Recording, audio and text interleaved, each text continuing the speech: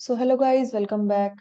आज हम लोग बात करने वाले हैं राजस्थान युवा बोर्ड की तरफ से होने वाले कला के प्रदर्शन को या कला की चीजों को बढ़ाने के लिए एक युवा महोत्सव।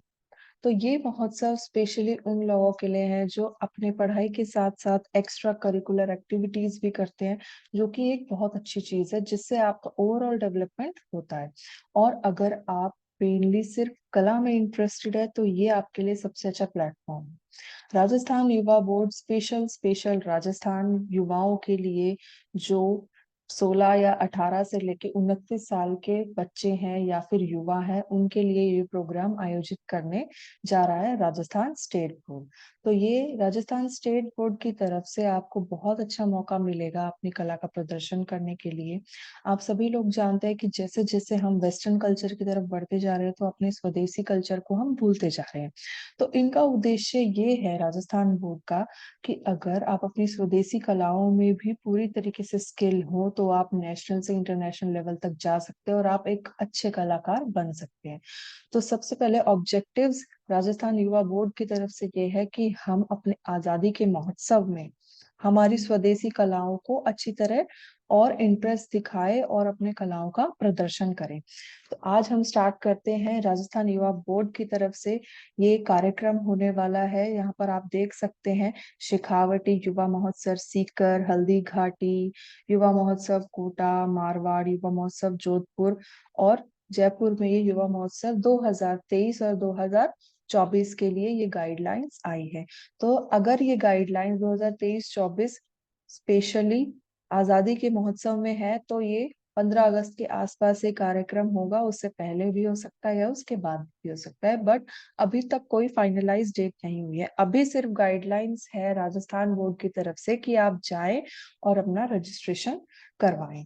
तो युवा महोत्सव के बारे में ये सब बातें उन्होंने बहुत अच्छी अच्छी बातें लिख सकती है, आप पढ़ सकते हैं कि जैसे कि जो हमारी पुरानी कला है, बांसुरी है, तबला है, वीणा है, हारमोनियम, गिटार आजकल लोग बहुत कम बजाते हैं।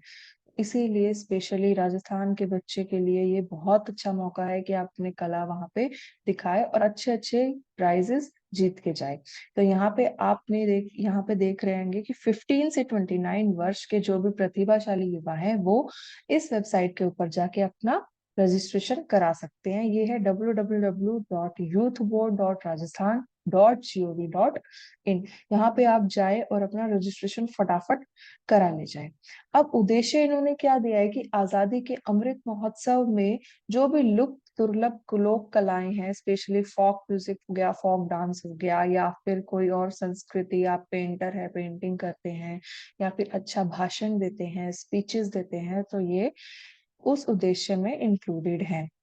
दूसरी चीज कि अगर आप चयनित होते हैं इसमें या फिर आपको मौका मिलता है, आप प्राइज जीतते हैं, तो आपको ये लोग सपोर्ट करेंगे नेशनल और इंटरनेशनल लेवल तक पहुंचाने के लिए। आपको फंडिंग देंगे, सपोर्ट देंगे, मॉरल सपोर्ट देंगे और ग्रामीण पारंपरिक कलाओं से परारित कराएंगे आपको।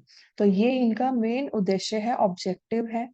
लक्ष्य क्या है इनका कि इन महोत्सव का लक्ष्य राज्य के प्रतिभाशाली युवा कलाकारों की खोज करने और उन्हें प्रशिक्षण एवं छात्रवृत्ति की सुविधा देकर अंतर्राष्ट्रीय स्तर पर उत्कृष्ट प्रदर्शन हेतु तैयार करके उनको स्वावलंबन बनाना है। तो आप देख सकते हैं कि अगर आपके अंदर कला है और आप इंटरनेशनल लेवल तक जाना चाहते हैं तो आपके लिए ये सबसे अच्छी अपॉर्चुनिटी है।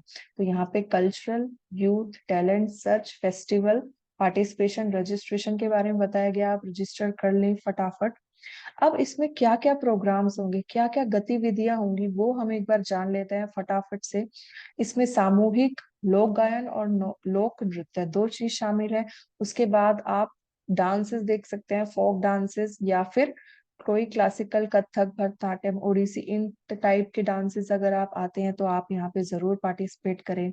फिर तबला बजाना, गिटार, बांसुरी, सितार, जो भी आपके अंदर टैलेंट है म्यूजिक से रिलेटेड, आप सब कुछ यहाँ पे दिखा सकते हैं। और जब ये राजस्थान से रिलेटेड है तो हम कठपुतली को कैसे भूल सकते हैं। तो यहाँ पे आप घूमर, कठपुतली, डांस सब कुछ अपने मनोरंजन के हिसाब से वहां पे अपना टैलेंट शो कर सकते हैं।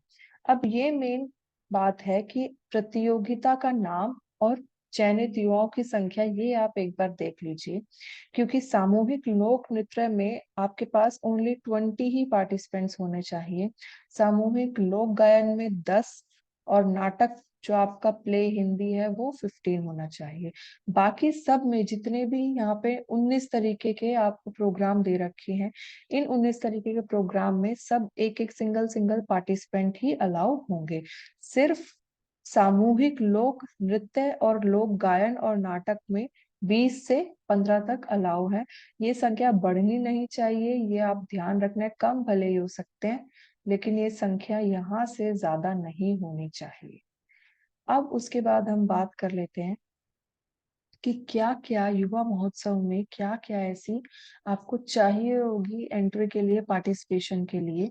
तो यहाँ पे आप देखेंगे इन्होंने कुछ गाइडलाइंस दे रखी है कि युवा महोत्सव में विभिन्न सांस्कृतिक प्रतियोगिता आयोजित की जाएगी, जो आयु 1 जनवरी जिनकी 15 से 29, 1 जनवरी 2023 में कंप्लीट होनी चाहिए। 19 से ज्यादा नहीं और 15 से कम नहीं। तीसरी बात दे रखी है, आयु संबंध प्रमाण पत्र आपका लगेगा, चाहे वो आपकी स्कूल सेकेंडरी एजुकेशन हो, आधार कार्ड हो, या फिर कोई और। चौथा, राजस्थान का मूल निवासी होना चाहिए, क्योंकि आप ध्यान रखिए ये सिर्फ राजस्थान वालों के लिए है, तो राजस्थान का मूल निवासी होना चाहिए। आपको डोमिसाइल या आधार कार्ड राजस्थान का होना चाहिए। सबसे पहले आपको प्रतियोगिता में भाग लेने के लिए ऑनलाइन रजिस्ट्रेशन कराना आवश्यक है, क्योंकि वो लोग एक डाटाबेस तैयार करेंगे और उस डाटाबेस के हिसाब से वो अपने आगे की चीजें कम्युनिकेट करके आपके लिए वो अच्छे से अच्छा प्रोग्राम मैनेज करना चाहते हैं। तो इसीलिए आप रजिस्ट्रेशन करा रहे हैं कि जितने नंबर ऑफ पार्टिसिपेंट होंगे वो उसी हिसाब से आप पार्टिसिपेट कर। उसके बाद आपको इसके ऊपर ध्यान देना आवश्यक है कि विजेताओं को पुरस्कार क्या मिलेगा। अब देखिए, भारत रत्न हो गया, पद्मश्री, ये तो सभी ये बहुत कम लोगों को मिलता है, लेकिन आपको यहाँ मौका मिलेगा कला रत्न पाने का। तो यहाँ पे आपको एक कला रत्न दिया जाएगा, जिस तरीके से आपके प्रथम द्वितीय या तृतीय विजेता दलों की जिस हिसाब से भी आपकी पोजीशन आएगी। और उसके बाद आपको एक कैश प्राइज मिलेगा, कला रत्न मिलेगा और एक सर्टिफिकेट मिलेगी। तो ये 3 चीजें आपको ध्यान रखनी है कि आपको पार्टिसिपेशन करने के बाद अगर आपको कोई पोजीशन आती है, आप सफल होते हैं, तो आपको क्या क्या प्राइजेस मिलेंगे यहाँ पे। उसके बाद हम नीचे चले जाते हैं इसी गाइडलाइंस में। ये कमेटी की गाइडलाइंस में जस्ट इन्होंने ये बता रखा है कि जो भी कमेटी सफल गठन करेगी उनके सदस्य कहाँ कहाँ से होंगे। तो ये अगर आपको पढ़ना है तो आप गाइडलाइंस में जाके पढ़ सकते हैं, हम अपनी वीडियो में अभी नहीं बताएंगे। यहाँ पे कुछ गाइडलाइंस इंग्लिश में भी दे रखी है, तो अगर आपको हिंदी में पढ़ने में प्रॉब्लम हो रही है तो आप इंग्लिश में भी देख सकते हैं। अब फटाफट से देख लेते हैं कि जो इंस्ट्रक्शंस है, जो कॉम्पिटिटिव आइटम्स फोक डांस की है, वो क्या होनी चाहिए। तो आपने ये तो देख लिया कि 20 बच्चे होने चाहिए। उसके बाद ड्यूरेशन होनी चाहिए 15 मिनट। आपको सिर्फ 5 मिनट दिए जाएंगे स्टेज सेटअप करने के लिए। और आपको एक थीम, जिस थीम के ऊपर आप फोक डांस परफॉर्म कर रहे हैं, वो थीम आपको टेक्स्ट में लिख के लानी पड़ेगी और जजेस को देनी पड़ेगी। लास्ट आप अपनी रिस्पॉन्सिबिलिटी लेंगे कि आप पूरे सेट के प्रॉपर्टी वगैरह ये सब डैमेज नहीं करेंगे, और जो भी आइटम है आप अपने वापस लेके जाएंगे। तो आपका सिलेक्शन किस बेसिस पे होगा। एक तो रिदम, क्योंकि आप फॉक डांस कर रहे हैं तो आपकी रिकॉर्डेड कैसेट या टेप नहीं चलेगी, इन्होंने मेंशन कर रखा है, आप ध्यान रखें। और जो लोग फोक डांस में पार्टिसिपेट करते रहते हैं तो उनको पता होगा कि इनमें टेप या कैसेट नहीं चलती। तो आपको ध्यान रखना है रिदम, अपनी choreography, costume, makeup and overall effect.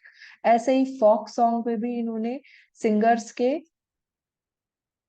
ये ऑप्शन दे रखा है कि 10 होने चाहिए। उसके बाद फोक सॉन्ग 7 मिनट का होना चाहिए। आप 4 से 5 मिनट एक्स्ट्रा ले सकते हैं सेटअप करने के लिए। सेम सिंगिंग की भी, जो आपका गायन है, जो आपके सुर है, लय है, ताल है, उसके बेसिस पे आपका फोक सॉन्ग सेलेक्ट होगा। सिमिलरली इन्होंने प्ले की दे रखी है timings and number of participants. उसके बाद इन्होंने क्लासिकल वोकल सोलो की दे रखी है, 15 मिनट्स होनी चाहिए। 5 मिनट्स एक्स्ट्रा आप ले सकते हैं।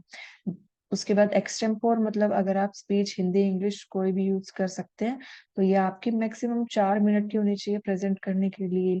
हारमोनियम के लिए इन्होंने टाइम दे रखा है। तो ये सब गाइडलाइंस आपको जाके पढ़नी है, आप किसमें इंटरेस्टेड हैं और आप किसमें पार्टिसिपेट करना चाहते हैं। तो आप, ये बहुत अच्छा मौका है, आप जाएं पार्टिसिपेट करें।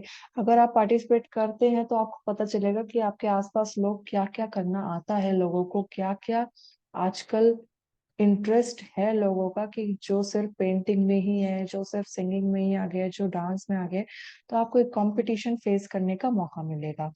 एट द एंड इन्होंने details of participants for programme items youth festival 23-24 के मांगे गए हैं। तो आप यहाँ पे ये फॉर्म निकलवाए, आपके जो भी 1 से 19 तक, अगर आप एक से ज्यादा में भी पार्टिसिपेट करना चाहते हैं तो आप कर सकते हैं। मान लीजिए कि आप फोक डांस में 20 लोग हैं, तो आप यहाँ पे सारे अपने जो डिटेल्स है वो फिल करें। और अगर आप वीणा सितार गिटार इनमें पार्टिसिपेट करना चाहते हैं तो आप यहाँ पे अपनी लिख के भेज दे डिटेल्स। लेकिन याद रहे कि सिर्फ इन्हीं में ही मल्टीपल पार्टिसिपेंट्स अलाउ है, बाकी एक एक पार्टिसिपेंट्स ही आगे जाएंगे।